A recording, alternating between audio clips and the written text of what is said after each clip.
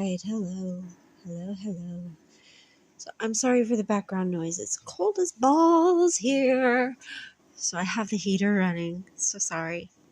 But I have been going through a lot of questions and just a lot lately. And so I am on chatgpt, as you can see, and this is my conversation with chatgpt about taxation of churches in America, starting with the history and colonial era religious establishments in colonial America. Many colonies had established churches. You guys can pause and read as you would like. I'm gonna just hit on highlights as we go through this conversation I've had with ChatGPT this morning. So, exemptions begin. And this is in the colonial era. Again, as religious pluralism grew, some colonies began exempting certain churches or religious groups from taxation to promote tolerance and reduce conflict. Post-Revolutionary War and early republic, separation of church and state. After independence, the principle of separation of church and state became foundational, influenced by figures like Thomas Jefferson and James Madison. This principle was formalized in the First Amendment of the Constitution, which prohibits the establishment of religion and protects free exercise. Early tax exemptions. The concept of tax exemption for churches was seen as a way to uphold this separation and avoid government interference in religious practices. Many states adopted laws exempting churches from property taxes in the late 18th and early 19th century. In the 19th century, they had uniform property tax exemptions. By the mid-19th century, tax exemptions for churches were nearly universal across states. These exemptions were typically justified on the grounds that churches provided public benefits, such as moral guidance and social services, that reduced the burden on government programs. Keep that argument in mind. We encounter it later as well. 20th century and the federal income tax, 1913 federal income tax law. With the introduction of the federal income tax in 1913, churches and other charitable organizations were explicitly exempted from income taxes. This exemption was codified in the U.S. tax code under Section 501c. Charitable organization status. Churches were categorized as charitable organizations, reinforcing their tax-exempt status based on the idea that they serve the public good. Legal and social challenges. Supreme Court cases. The tax-exempt status of churches has been upheld in various Supreme Court decisions. For example, Waltz versus Tax Commission of the City of New York in 1970. The court ruled that granting churches tax exemptions does not violate the Establishment Clause of the First Amendment, as it avoids excessive entanglement between church and state. I find this argument interesting. Again, we'll encounter it later. But criticism and debate. Over time, there's been debates about whether tax exemptions for churches are fair, especially when some churches accumulate significant wealth or engage in political advocacy. Current justifications. Public benefit. Churches are viewed as providing community services, moral guidance, and charitable activities that justify their tax-exempt status. Nonprofit principles. As nonprofit organizations, churches are subject to restrictions on political activity and profit-making. First Amendment protections. Taxing churches could be seen as a violation of the Free Exercise Clause or as government interference in religion. The tradition of not taxing churches reflects a historical compromise aimed at balancing religious freedom, government neutrality, and recognition of the societal contributions of religious organizations. And I was processing this, so we don't tax churches to avoid mingling church and state, but we don't have that same compunction with corporations. We also don't see this influence on individuals who are taxed by the government. Taxes would make churches subject to the government under its domain. And if these charities accept money, that money should be audited and taxed. Donated goods, it's supposed to be goods, would be different, but churches that collect a revenue should be taxed due to money changing hands regardless of intent or what the money ends up providing for the community, because it is denying the greater community the resources of that charity. So I don't know if my point there is real clear, that, you know, only benefit, sure, we want things to benefit our communities, right? And we do want them to benefit smaller communities, and for that benefit to travel outward. But we also, you know, just that immediate community is not the only community that needs to benefit from the church, from the corporation, from these bigger things that are collecting revenues and not being taxed appropriately. But mainly churches is what I'm focusing on here, because there's more to the community than their immediate community that they're doing the soup drive for, or whatever it is. You know, I'm just pulling that out. But there's a greater community. So ChatGPT says you've raised a compelling critique of tax-exempt status of churches, touching on things of equality, accountability, and the principles underpinning taxation. Let's unpack these ideas further. The principle of separation. The rationale of exempting churches is rooted in the desire to avoid entangling church and state based on the First Amendment. However, as you pointed out, corporations, we don't extend the same exemptions to corporations, which also provide services and goods. Corporations are taxed and regulated without claims of violating their autonomy. And we also, more to my point, is that we don't worry about the influence of corporations on government. That doesn't seem to be the same concern as it would be that churches would have influence over the state. However, as we are leaning more into a theocratic government, into a theocracy, as we see with Project 2025 and with a lot of these evangelical movements, we're seeing that we do have to worry more about religion exerting pressure on the government than the government exerting pressure on the church. And this cannot be a singular thing. It doesn't happen in a vacuum. We need to get to the point where we understand that it's government and then church, because church cannot be over all of the people, while the government needs to see to everyone. You know, there are tiers, and religion would fall under the broader category of government. And we need that participation by the church under the government rules that we apply to corporations. And then we also see that we don't worry about the government. I mean, we worry about the government exerting too much pressure over individual lives, but we don't seem to worry about individuals exerting too much pressure over the government. So we have another imbalance where we say, well, government interference in religion is unacceptable, but religious interference in government is okay. And government interference into individual lives is not acceptable.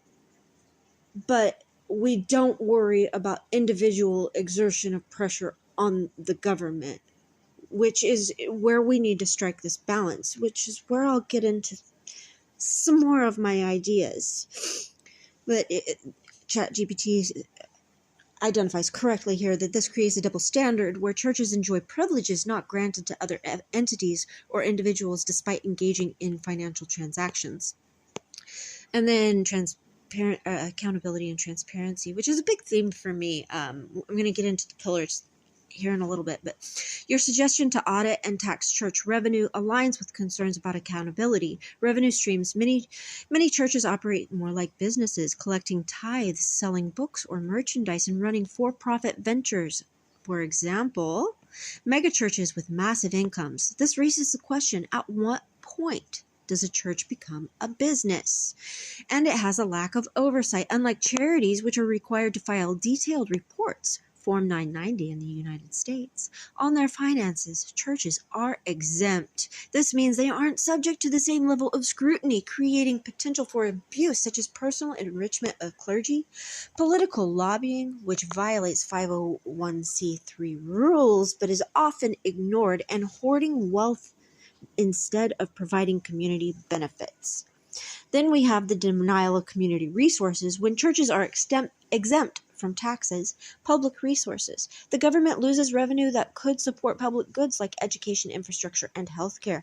These services often benefit the same communities churches claim to serve. So see, they could claim, they could serve, rather, a larger proportion of the community that they want to serve by participating in the government framework. And then we have the economic disparity. Tax exemption for wealthy religious institutions shifts the tax burden to other citizens and entities, including low-income individuals and smaller nonprofits that are taxed indirectly through fees and regulations. Your argument suggests that taxing revenues from donations while excluding non-monetary goods would help balance the scales, ensuring churches contribute to the broader social infrastructure they rely on. Here we go into the counter-arguments and challenges.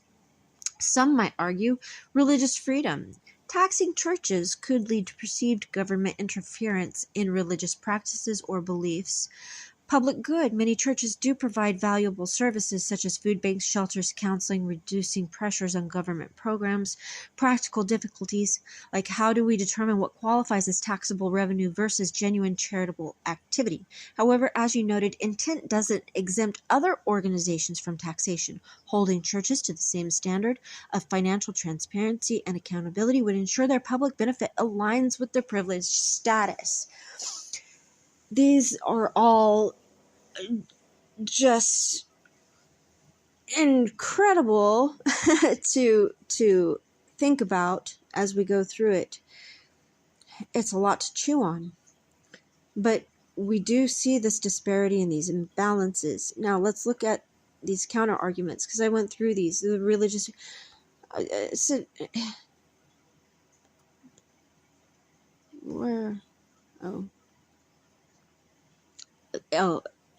then it says your critique reflects a growing. Oh no, wait. I don't know what this is. If this is a response to my next one, but I didn't mean to have that exclamation mark. Just ignore that. I'm not real interested in what it says right there. I'm more interested in, I said, why and how? What does money have anything to do, or what does money have to do with practices or beliefs? They can still have their religious freedom. They just have to participate in society that they are part of by paying taxes, nothing more. Their charities would remain functioning the same and perhaps better when they are government subsidized by their own taxation. Any money that is given to the church or the pastor, any revenue, any donation of money is pooled and taxed before it is distributed accordingly. All non-monetary donations are non-taxed if donated or taxed if their sales if sold in charity shops. So that is speaking to these counter arguments. The religious freedom. How does money figure into any religious practices or beliefs? I don't understand that. I don't know of a single religious belief that it is hinged on donating to this church over that church or this place over that place. I don't understand what. And correct me if I'm wrong. Maybe there are beliefs that have to, I'm sure there are, to do with charity, but that doesn't hinder. Taxing them does not hinder the practices of beliefs. I feel like that is completely off base, that you can still be taxed as a government entity, as an entity in the government, rather, not a government entity, but an entity functioning inside the government. You can have all of your religious practices and beliefs because you have freedom of religion. We're not taking that away, not restricting beliefs, nothing like that, just taxing you. And then the public good, sure, they provide valuable services such as food banks, shelters, counseling, reduced pressure on government programs. But how much better could those programs be if they were given over to the government and still practice? They can practice the exact same, but they might have more contributed to them in a community that needs more but actually gets less. Like, think of it as a redistribution. The communities that don't need as much don't get as much. The communities that need more get more. And just because that's what's right. And then how do we determine what qualifies as taxable revenue? Well, anything that comes in.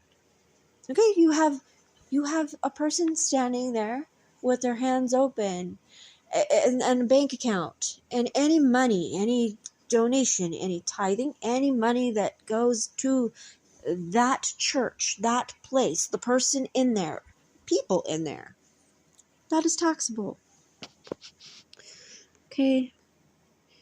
So it says you've raised a valid point. The act of taxing monetary revenue doesn't inherently infringe on religious freedom or practices.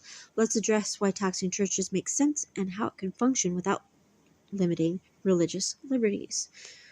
Why tax churches?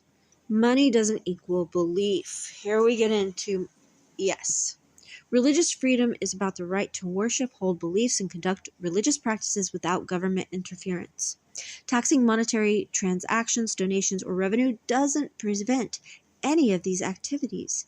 It simply ensures that institutions participating in economic activities contribute to the society that enables their operations. Participation in society. Churches benefit from public infrastructures, roads, utilities, emergency services, etc., and societal protections, legal systems, police, funded by taxpayer money. By not paying taxes, churches effectively shift the financial burden onto individuals and businesses, creating an imbalance in societal contributions.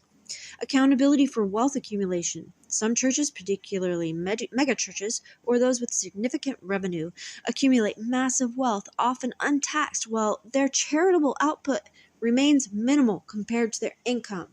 Taxing these institutions would ensure transparency and accountability, encouraging more resources to be directed toward actual charitable work rather than personal enrichment or unnecessary luxuries. How could taxation work without hindering charity? You've laid out a clear framework for how taxation could work. Tax pooled revenue. Any money given to the church, whether as tithes, donations, or other incomes, is pooled and taxed at a reasonable rate before being distributed. Charitable work exemption. If that money is directly used for charity, for example, running a food bank, funding shelters, etc., the portion allocated for these purposes would qualify for tax deductions, similar to how nonprofits operate. Non-monetary donations, exempt if redistributed. Goods donated to churches and redistributed for free, for example, food drives, clothing donations, remain tax exempt. Taxed if sold. If these goods are sold in charity shops or fundraisers, the revenue would be taxed just like any other business income. Revenue for sales or services. Churches that operate bookstores, event venues, or sell merchandise would be taxed on those revenues like any other business. This would prevent churches from exploiting their tax-exempt status for profit-driven activities. And then 3, we come into potential benefits of taxation. Increased social funding. Taxing church revenue would provide additional funds for public services such as education, healthcare, infrastructure, benefiting the broader community, including church members. Improved charitable efficiency. By taxing revenue and subsidizing charities through those taxes, churches could be incentivized to focus on genuine charitable work. Government oversight could ensure funds are used efficiently and effectively. And fairness, requiring churches to pay taxes on revenue aligns them with other nonprofits, businesses, and individuals who contribute financially to society. It removes special treatment for religious institutions, promoting equity. 4, rebutting potential objections. Here we go. Religious freedom. Taxation is about economic activity, not belief or practice. Churches would still be free to worship, preach, and serve their communities. Burden on smaller churches. Small churches with minimal revenue might qualify for thresholds or exemptions similar to small nonprofits or businesses. The focus would be on taxing significant monetary transactions and wealth accumulation. Complexity. Systems for taxing nonprofits and charities already exist. Churches could be integrated into this framework with clear guidelines distinguishing between taxable revenue and exempt charitable activity. And in conclusion, taxing churches on monetary revenue wouldn't infringe on their religious freedoms. It would simply ensure they contribute fairly to society. By taxing income while exempting direct charitable activities and donations, churches could maintain their core missions while fostering accountability, equity, and stronger social safety net. I don't know how much clearer to put the reasons why. But I'll leave it with questions. I'll ask you, why?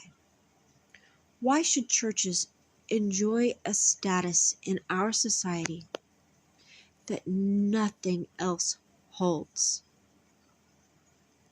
Is your life better on a day-to-day basis without the tax dollars of those mega churches?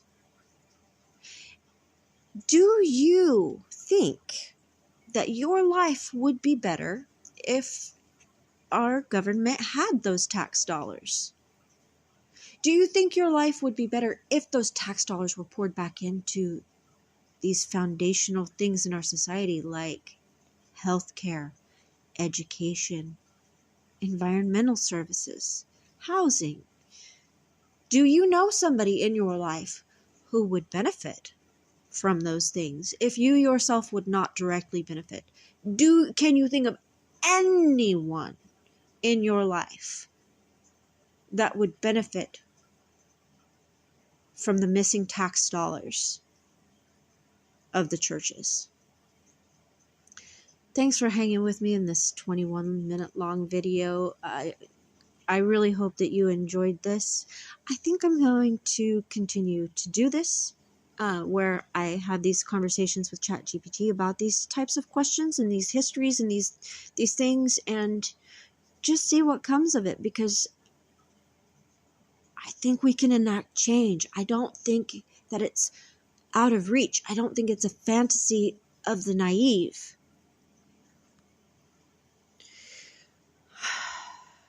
I don't know. Tell me what you think. Toodles.